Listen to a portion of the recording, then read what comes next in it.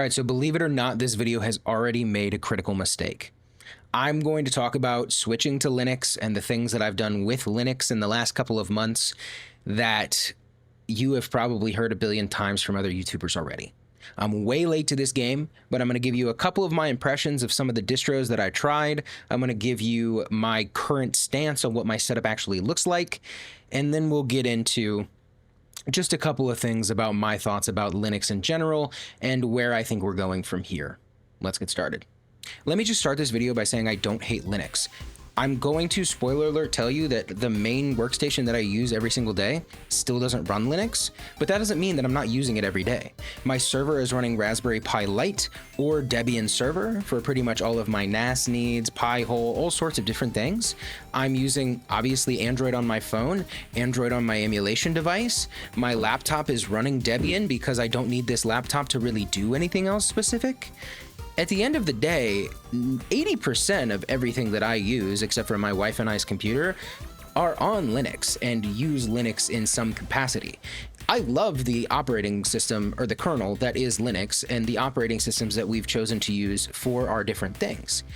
But there are some drawbacks and some things that we need to really talk about. But the only way to do that is to really start by talking about my journey through the distros. I have a list of notes for this video, so I'm just gonna read the distros that I've tried just because I don't wanna forget one or anything like that.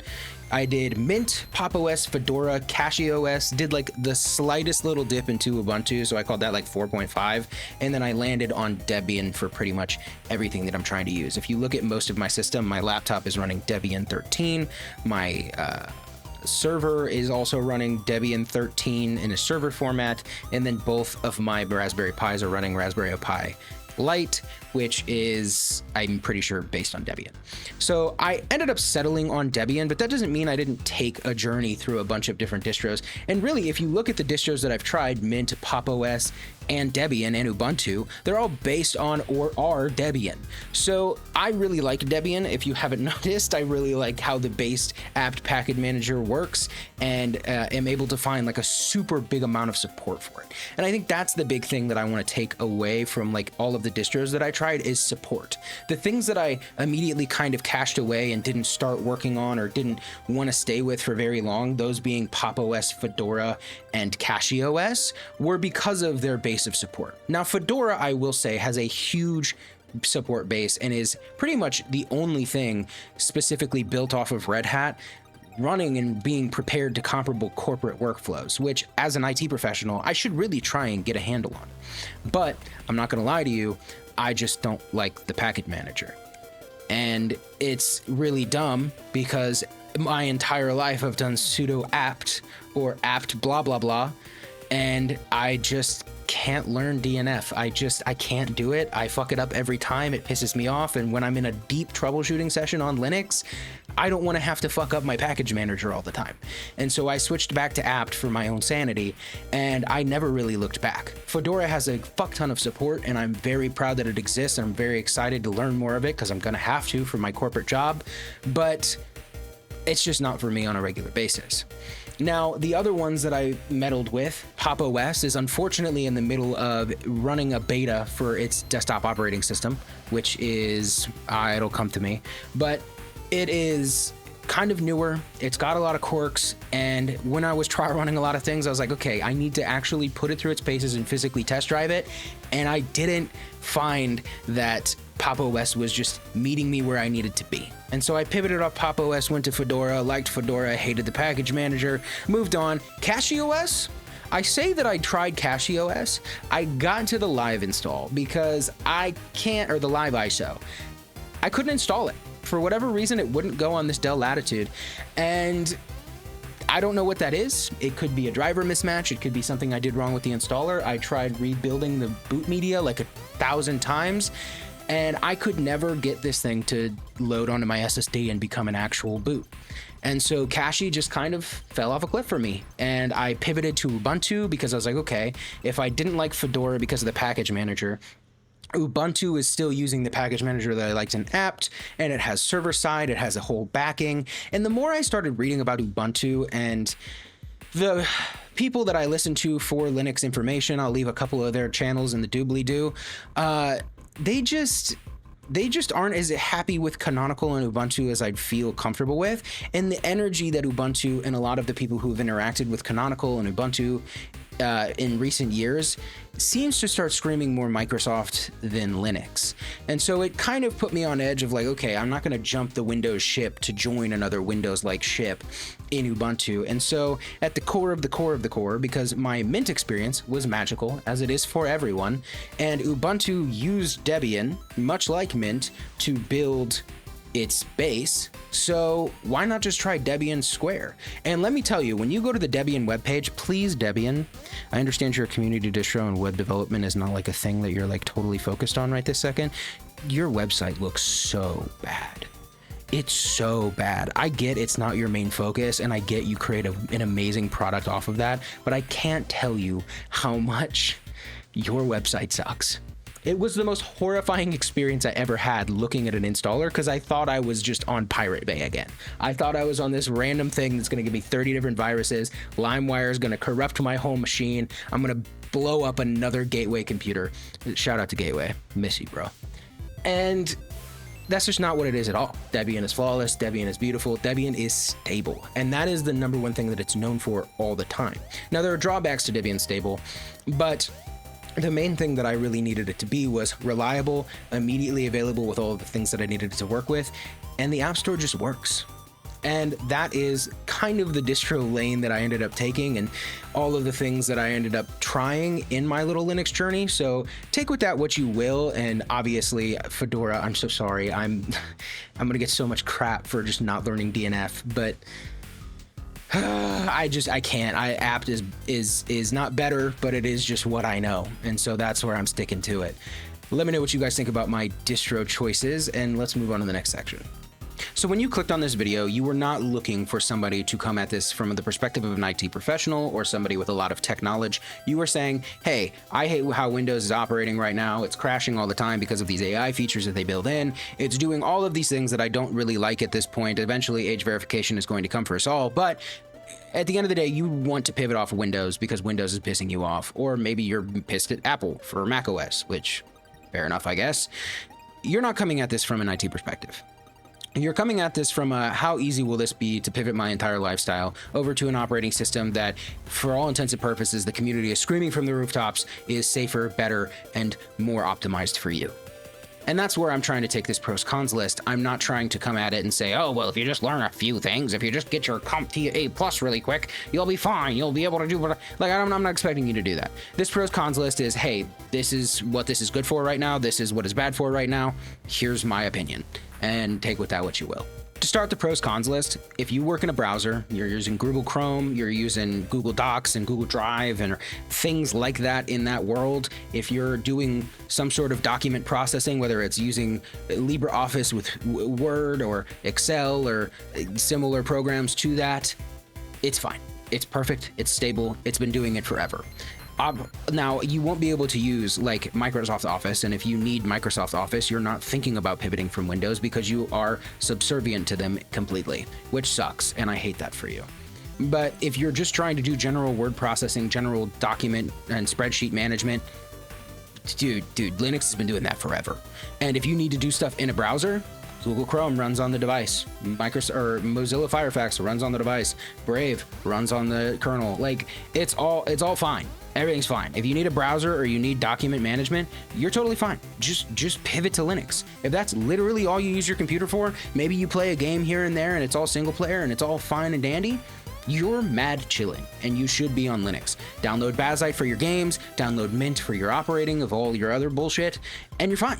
Pay some bills online, do some documents, share with Google, like, everything's fine. This is just a way for you to work on an operating system that is completely stable. For that, I recommend Linux Mint, because Linux Mint comes with literally everything you'll need right out of the box, and it will work exactly how you expect it to. It looks familiar, it is what it is, and it is the perfect entry-level distro to Linux to kind of get the idea of a general, like, if you need to touch the terminal, a very diligent package manager in apt, and It has so much support. If you have a question, in the same way that you would Google search something on Windows, or if you needed to ask an AI to figure out a feature, Linux Mint is so covered it's ridiculous. And you can say the same thing about Ubuntu or Debian, because they're just such pillars of what Linux is right now. And so I highly recommend, if that's all your workflow is, go do that right away. The other thing that I'll say too is there's a lot of support being generated for Linux right now because of SteamOS and because of Bazite and because of all these different opportunities that essentially Windows and Microsoft have just said, yeah, go ahead and try it, because, you know, we're just here and you're going to pay us money anyway. And so that attitude has made us pivot and join more people and have more people on this platform so that we can flesh out all of the problems that any other type of user may use. And there is a benefit to all of the different flavors of Linux, whether it's Ubuntu, Pop! OS, whatever. All of these different flavors of Linux have a specific person in mind, and that is super nice to be able to do it. One of the other things that Linux is really good at is giving you different choices of release cycles. Fedora is a perfect mix of getting newer packages while also maintaining solid kernel support. Debian is stable because it waits for everything to break, waits for those patches to come in, and then pushes it to the main operating system. It doesn't want you to ever be in a moment where your stuff crashes because Debian pushed something it shouldn't have. And that's one of the main things that I like about Debian, but it does keep Debian a little outdated for a little bit longer. That is something that we'll talk about in the cons section. But there is a different, and if you wanted to be on Arch, which I don't recommend for any new user, if you are coming from Windows or coming from Mac OS and you wanted to try Linux, do not start with Arch. It is extremely complicated. There are a lot of things that will require you to have a CompTIA A+, and I'm not saying that if you don't want to take that, dip your toe in and test it and try it, that you shouldn't. If you want to learn those things, learn those things. They're great skills to have. But if you want an operating system that works and gets the hell out of your way, Arch is not it. But Arch also has a way for you to walk in and have the bleeding edge of every single technology, of every single app it supports right at the get-go. You can have the bleeding edge of everything, but it crashes all the time. We'll get to that in cons. But it does have the ability for you to choose what kind of release cycle you want, and it's getting a lot more support because of things like SteamOS. And because of all of that support, community-driven tools and even AI solutions are getting really good at solving a lot of general troubleshooting problems that Linux has. There have been multiple times that when I ask Gemini a question, or when I ask ChatGPT or Claude a question about Linux, it solves the problem immediately. It is able to visualize what's in my terminal and fix all of my problems. It's not something that I'm like super great or like stoked about, that AI can solve all my problems right away. And the community support is also there. All sorts of different wikis and Reddits and all sorts of different opportunities for you to go and do your own research, just like you would now on Windows with Google. Ugh, sorry, that was terrible. At the end of the day, Linux is very, very deeply supported for a lot of the mainline distros. These are the Mints, the Ubuntus, the Debians, the Fedoras of the world. There's a lot of support for these distros and a lot of support at the core for this kernel. So please don't worry about support or not being able to find something or not being able to ask ChatGPT or Gemini a question, because they're getting really good at solving these problems. Now we're gonna get into the cons a little bit, and this is just the cons that I've kind of come up with as a YouTube content creator, live streamer, and general overall just person who's dabbling in a bunch of different types of tech.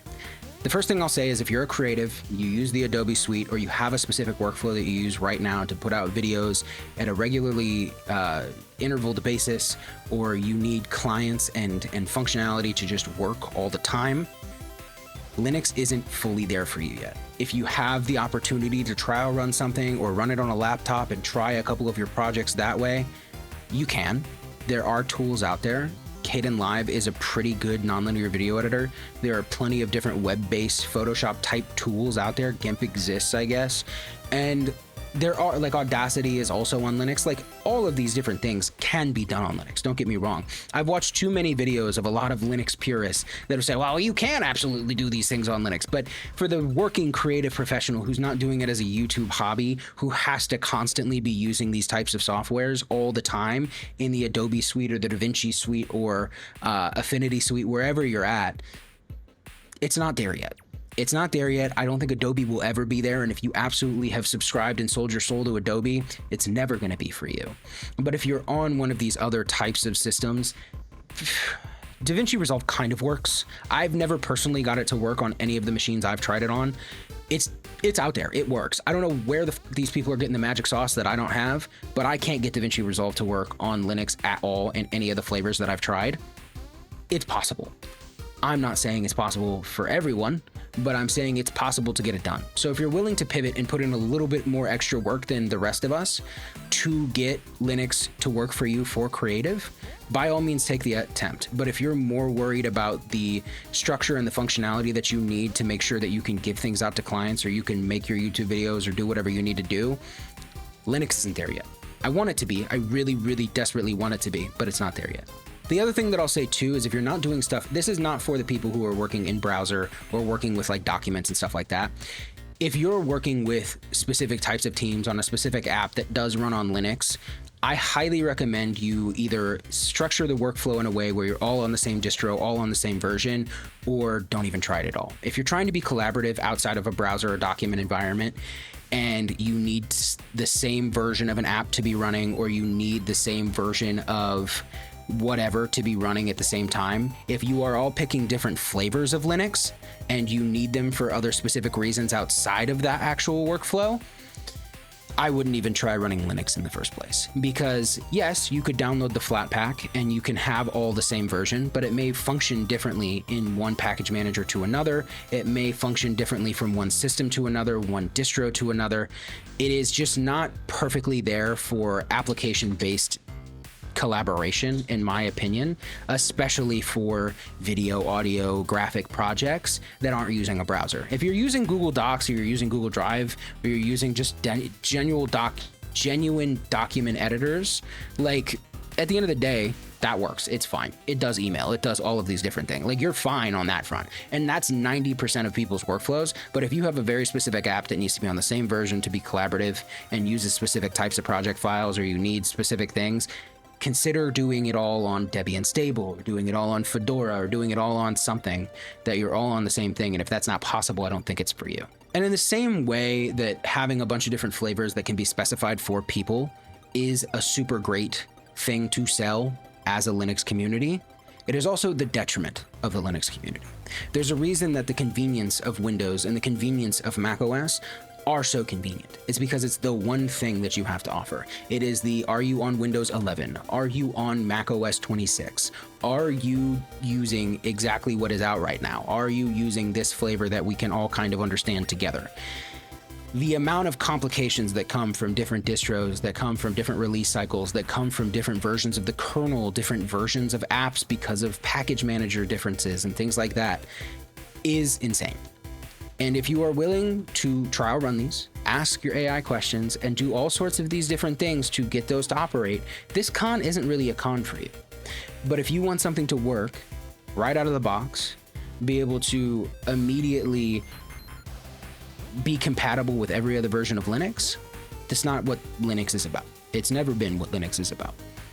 But if you picked up Linux Mint, and your grandma picked up Linux Mint, and your mom picked up Linux Mint, and the rest of your family started using the same version of Linux, yeah, you guys could all collaborate together. And obviously the community has a very good in-depth version of like understanding of Linux Mint. Like, there are pockets of communities for all of these things, but you're having to silo yourself into those pockets, and you may not have all of the best people in those pockets. I know a lot of people have struggled with the AUR, which is the Arch user repository, which is users creating apps and making sure that they work on Arch. And some of those break, some of those blow shit up. And at the end of the day, if you need something to just work right out of the box and understand exactly what this thing is, there's community support for it, but you gotta look. There will be times where you just have to do the research. Whereas if you just ask somebody on the street what feature is in Windows 11, odds are they'd be able to direct you at least generally to where the idea is. And Linux just isn't there yet. There are too many different verbiages, too many different types of different app stores. There's too many different types of file managers. File Explorer and Finder are like perfect because they are, hey, in File Explorer I was going through this directory and I couldn't find it. Hey, in Finder I clicked on this icon and I couldn't find it. Blah, blah, blah, where should I look? If you're asking about Dolphin, if you're asking about, I don't even know what the other ones are called because they all just list them as files, but they're different file managers. Like, there are things that Linux still needs to work on from a user operability standpoint that we're just not there yet. If you need it to not be a complete tinkering, like if you need it to not be tinkerable at all, that's just not what Linux is yet. There are some operating systems that get really fucking close, like Linux Mint, Zorin OS, like all of these different places are getting really close, but we're not 100% of the way there yet. And if you're at all a computer skeptic, Linux probably isn't for you. But at the end of the day, at the core of what I'll say about this entire experiment, I have learned so much about how computing and the internet and all sorts of different things within computers and how they work, and all of these things are super fucking useful tools that I've learned my entire escapade through Linux and using all of these devices on a daily basis now. I love Linux, don't get me wrong. I just think at this current juncture, we hear a lot of people saying, just pivot, it's fine, it's there, we're ready, it's the year of the Linux desktop, it's the year of Linux gaming. Like, it's not. It's not there yet. We are way closer than we've ever been, and if you're willing to take that leap, you get to be part of the bleeding edge people in Linux to actually trial run this stuff and actually see it come to fruition, where we can actually beat a megacorp like Microsoft or a megacorp like Apple and really push competition back into those operating systems and tell them to stop feeding us AI slop and giving us a legitimate operating system. I'm very excited of where Linux is going. I think for 90% of people, it could be an option. And I'm really, really excited to just keep pushing it like everybody else and say, hey, Linux is here as an option now if all you need is the simple computing stuff in life. If you just want to watch YouTube videos, you just want to make documents, you just want to do the simple stuff, Linux is there for you. Linux is ready. If you're a gamer, if you're a creative, we're almost there. We've got things to work on, but we're almost there. Once we're there, Linux is going to be so fucking cool. But let me know what you guys think in the comment section down below. I hope I explained my journey and kind of the things to expect if you wanted to try Linux in the year of Linux desktop. And, you know, just let me know what your questions are, concerns are, things that you recommend in the comment section down below. Linux users that you exist right now, you have an opportunity right now. Think about it for 5 seconds. Take a second. Breathe in, breathe out. Don't leave an angry comment, because that is exactly one way to not get somebody on Linux for the rest of their life. Take your opportunity now to help the people in the comment section. Take the opportunity now to spread a positive message about Linux, because it is such a good message right at the get-go. Let me know what you guys think in the comment section down below. Like and subscribe if you haven't already, and I'll see you in the next one. Okay, bye.